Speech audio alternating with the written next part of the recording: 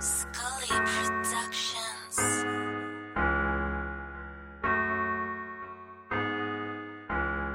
What's up, Joe? What's up, everybody? This is Jeff Fannell, Sports360. In the midst of the coronavirus pandemic, numerous sporting and cultural events have been postponed or canceled. Yet there is one major sport that has been in the news, not because they're losing games, but because they're gaining them. A few days ago, the NFL and NFLPA reached agreement on a new collective bargaining agreement after the players voted to approve the proposal previously adopted by the NFL owners. By now, you know some of the numbers. It's a 10-year deal running through the year 2030. The NFL has the right to increase the number of regular season games from 16 to 17 as early as 2021. The number of playoff teams will increase from 12 to 14 in the 2020 season.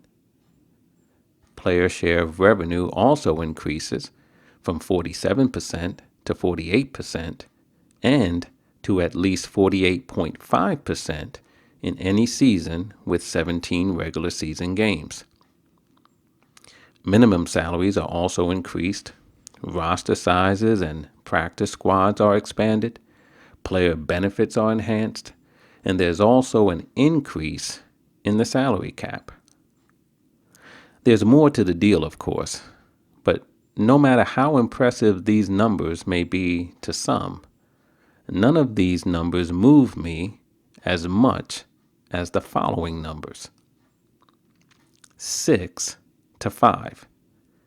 That was the vote of the NFLPA Executive Committee when they voted not to send the owner's proposal to the union's player representatives for a vote.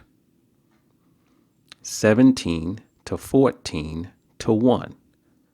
That was the vote of the player representatives on the proposed deal.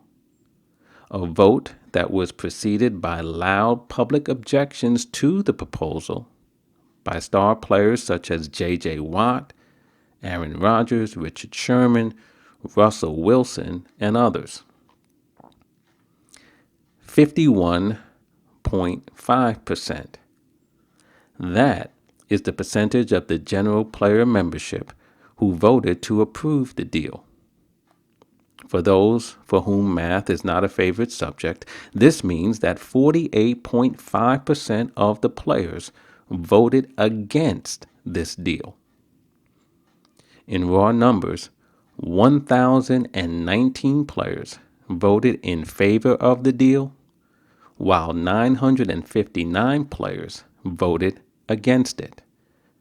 That's a total of 1,978 players who voted, and the deal passed by a mere 60 votes. 1. That number belongs to Russell Okung, a longtime NFLPA player representative who filed an unfair labor practice charge with the NLRB against the NFLPA.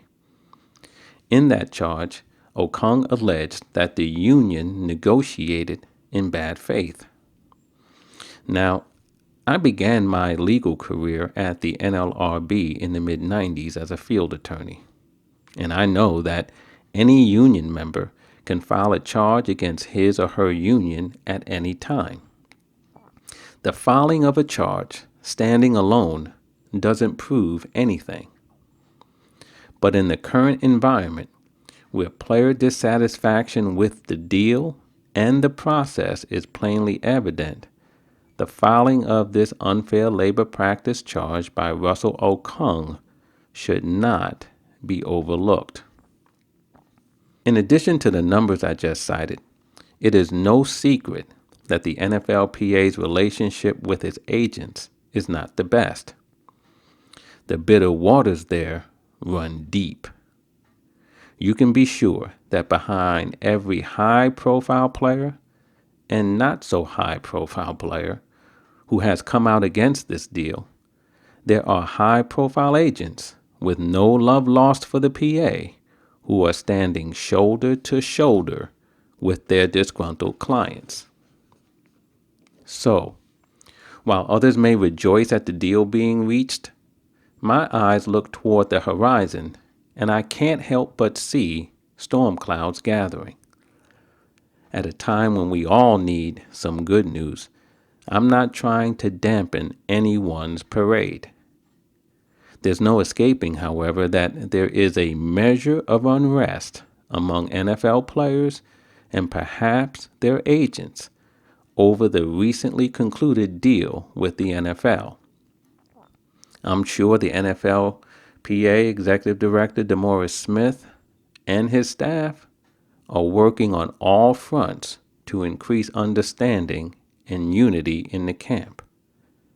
Just how effective those efforts will be is certainly a story worth watching. So in the midst of the rejoicing of many over a deal being reached between the NFL and its players, count me among the few who are curbing their enthusiasm. That's it for me. A brother's gotta bounce. See you next time. Sports 360.